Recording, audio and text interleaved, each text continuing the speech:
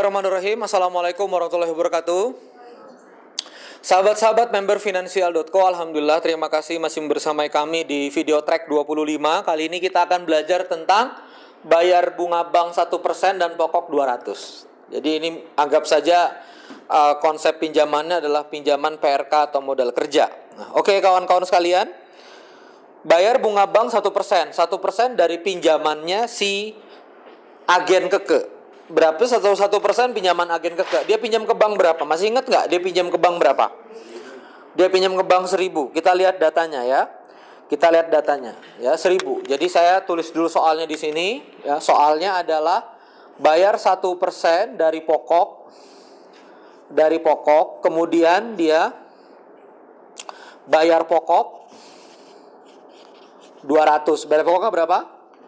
200. Nah, dari pokoknya berapa? Di notes payable kita lihat, di notes payable. Nah, pokoknya di notes payable itu berapa? 1.000. Dia ngutangnya 1.000.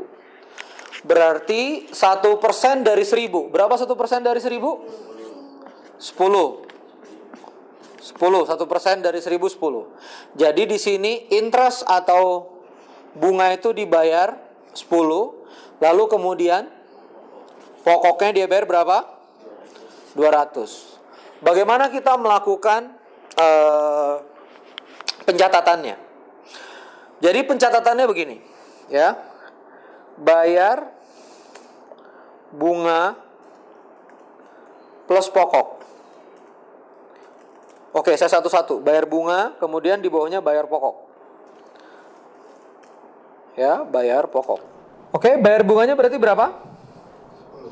10 minus 10.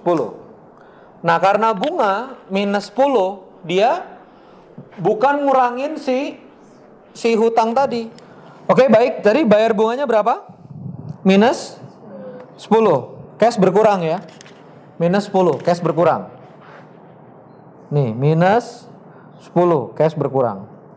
Tapi dia ngurangin di mana nih bunga nih? Bukan ngurangin pokok, karena di sini adalah pokok. Maka si minus 10 itu lari ke earning. Lari kemana? Ke earning minus 10.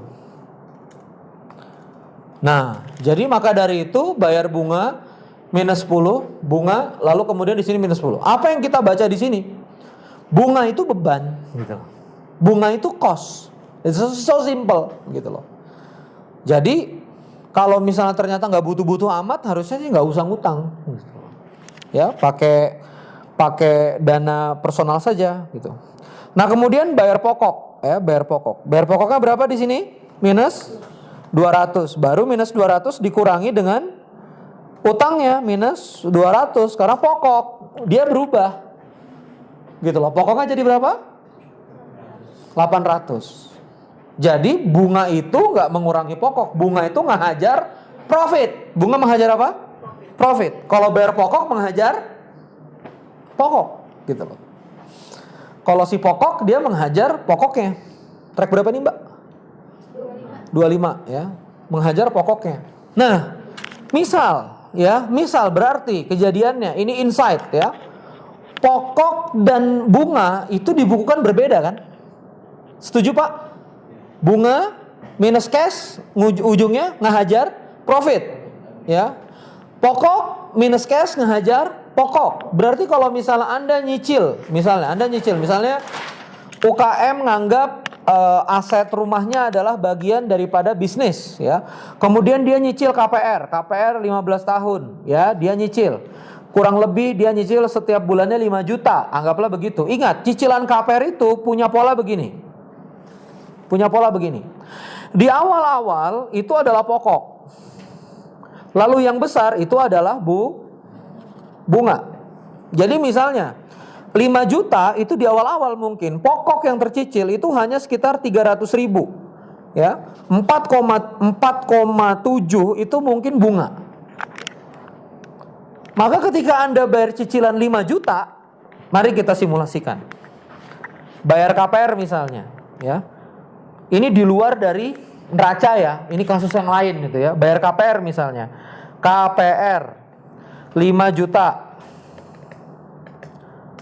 Nih KPR 5 juta jepret. Ini begitu bayar KPR 5 juta begini, ya 5 juta begini, ini nggak bisa langsung biaya minus berarti 5 juta, nggak bisa. Nggak bisa juga, oh nilai rumah saya 500 berarti kurang 5 juta di sini, nggak bisa, harus detail, minta printnya sama bank. Pokokku berkurang berapa? Oh pokok ibu di cicilan pertama berkurang 357.000, tulis bu 357.000. Ngerti nggak maksudnya? Tulis, berarti pokoknya cuma berkurang 357.000. Nah jadi Bapak Ibu sekalian, kalau misalnya KPR ini berarti berapa? 5 juta itu berarti 357 adalah pokok, 4,6 adalah bunga. Nulisnya gitu loh. Coba tanya sama orang KPR, nggak ada Pak. Di bank itu ini flat begitu kan, nanti kalau misalnya kita lunasin lebih cepat, ya kita kan lunasin satu pokok kan. Masih gede, kenapa masih gede?